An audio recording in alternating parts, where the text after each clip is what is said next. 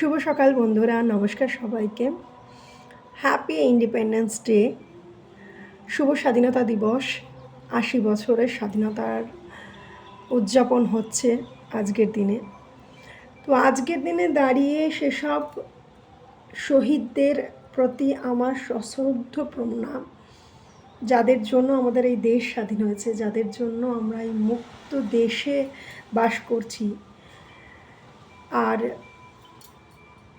Salute তাদেরকে, সেই সব জওয়ানদের যারা নিজেদের পরিবারকে ছেড়ে, নিজেদের ভালোবাসার মানুষ, কাছের মানুষ, স্নেহের পরিজনদের ছেড়ে শুধুমাত্র দেশ রক্ষার তাগিদে আমাদের বর্ডারে রয়েছে।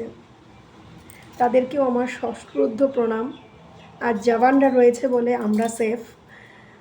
এই জওয়ানরা তাদের ডিউটি ঠিক মতন করছে বলে আমরা নিশ্চিন্তে ঘুমাচ্ছি। So, happy Independence Day to all our Indian friends. And